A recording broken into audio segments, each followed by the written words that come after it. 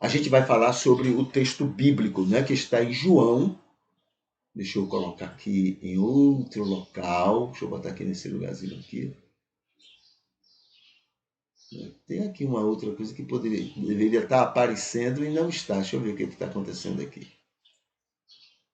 Tá. Aqui. Pronto, está ali.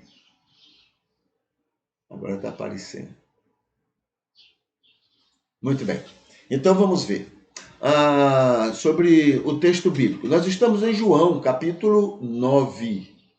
Né? João 9, e nós estamos, olha aqui, no contexto. Qual é o contexto disso tudo? A oposição que Jesus sofreu na festa dos tabernáculos. Jesus ainda está nesse período, né? E depois de ter discutido com o tal chamado povo de Deus, depois de ter dito para eles que ele era o próprio Deus e que eles não eram povo de Deus, que o pai deles não era Deus, Jesus disse para eles, Jesus, hein? O pai de vocês é o diabo. Vocês atendem ao que o pai de vocês manda vocês fazerem. É isso que eles fazem. Jesus, viu?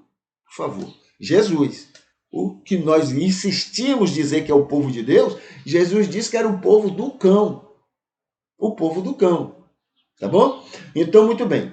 Aqui, então, no capítulo 9, ele está sofrendo outra perseguição do povo de Deus, né? Quando aqui o texto diz, foi a partir do primeiro versículo, Jesus cura um cego de nascença. E a partir do versículo 13, agora há uma perseguição intensa contra Jesus, porque ele fez isso. Então, os judeus, os líderes, os religiosos, o povo de Deus, estava querendo futucar de todas as maneiras para encontrar alguma coisa para condenar Jesus.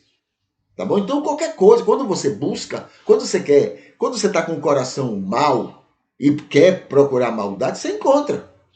Porque não precisa você encontrar a maldade. Qualquer coisa serve para você usar como maldade. Porque é o seu coração que está maldoso. Quando você tem um coração bondoso, você vai procurar bondade e você vai encontrar. Pode ser a pior coisa do mundo, a pior pessoa do mundo. Mas você vai encontrar, né? Porque até a pior maldade você vai encontrar nela bondade. Porque seu coração é bondoso.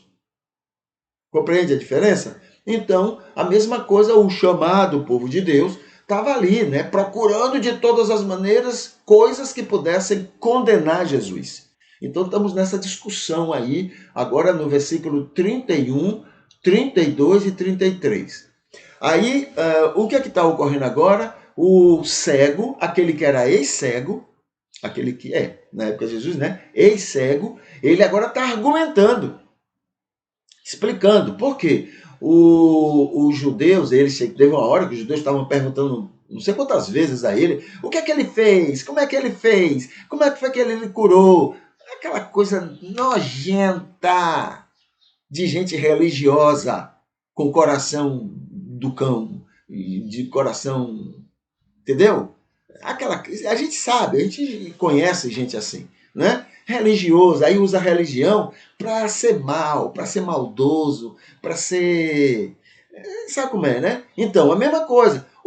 Esse rapaz já estava chateado com o negócio. Aí esse rapaz disse assim, vem cá, vamos fazer o seguinte, vocês estão me perguntando de novo isso? Vocês estão querendo ser discípulo dele, é? Fez um sarcasmozinho aí, né? Vocês estão querendo ser discípulo dele? Vocês querem seguir então a ele para ter essa preocupação toda com ele? Aí eles se ofenderam. Eles não estão preocupados se ofendem os outros.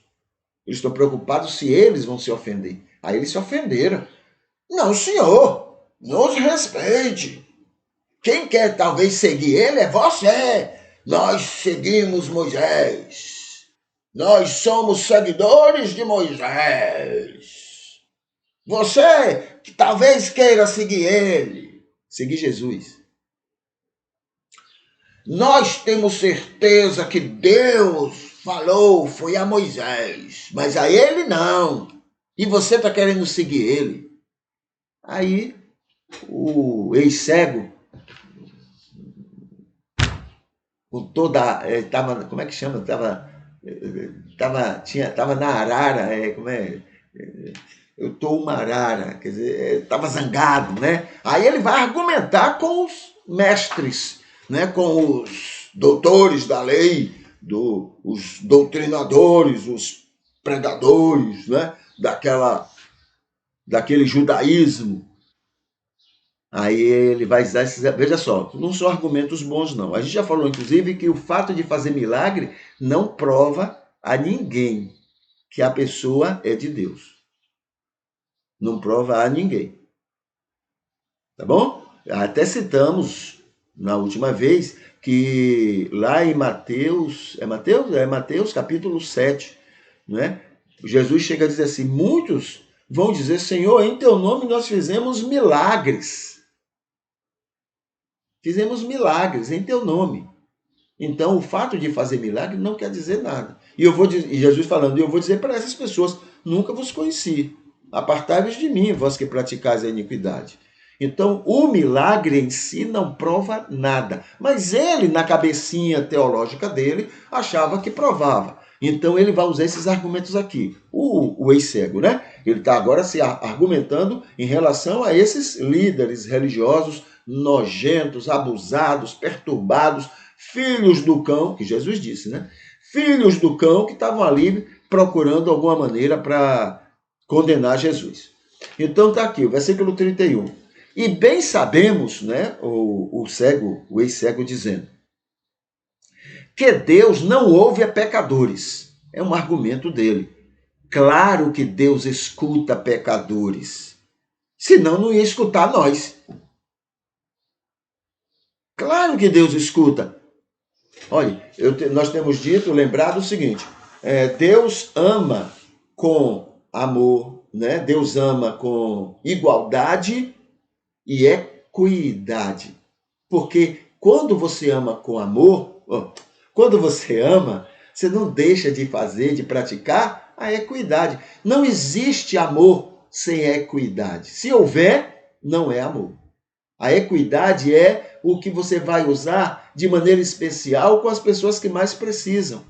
Então, Deus ama igualmente a todos. Igualmente. Deus me ama muito, demais, exageradamente. E a mesma coisa ele ama com a pessoa pior, que eu imagino que seja pior e mais indigna desse amor dele. Mas o mesmo amor que Deus tem comigo, tem com essas pessoas. O mesmo amor, o mesmo imenso amor.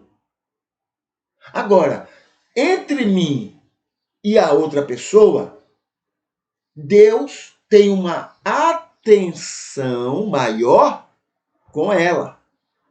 Isso é equidade. Por que com ela, se ela é desobediente? Porque ela é a mais carente.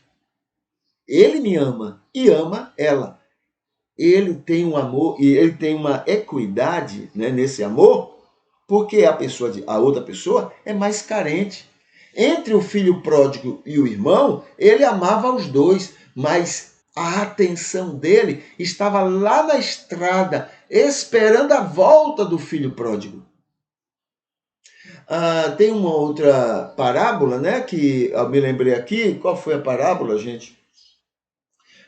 Sim, a parábola da ovelha perdida, né? A Bíblia diz que ele descobre uma ovelha perdida, ele deixa 99 no aprisco. Ele deixou de amar? Não, ele ama demais essas 99 e ama demais aquela perdida. Mas a atenção dele agora, ele deixa as 99 no curral e ele vai em busca daquela perdida. Então, é um amor com igualdade e equidade. Então ele ouve pecadores. Ok? Talvez ele tenha uma atenção especial, inclusive, aos pecadores. Pecadores aqui não é no sentido de todo mundo, que todo mundo é pecador, né? Mas aquela pessoa que está mais distante, está mais afastada dele, está desfrutando menos do seu amor, da sua proteção, do seu carinho, menos. Então ele tem uma atenção maior com essas pessoas. Então, ele ouve.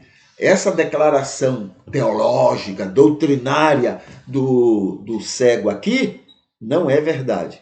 Deus ama igualmente, né? E escuta igualmente os pecadores.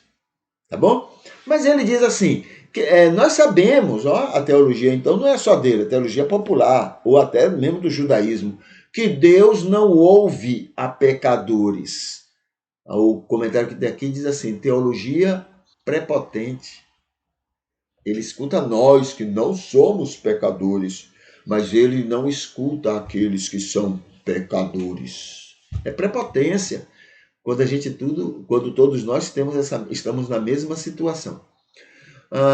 Pois assim, Deus não escutaria ninguém. É o ensino judeu que Deus os escutava, pois eram filhos de Deus. E os outros, não. Os outros não eram escutados por Deus, porque esse é o nosso Deus. É o Deus que nos ama. Ele não ama os outros, ele ama nós. Prepotência. Essa coisa diabólica.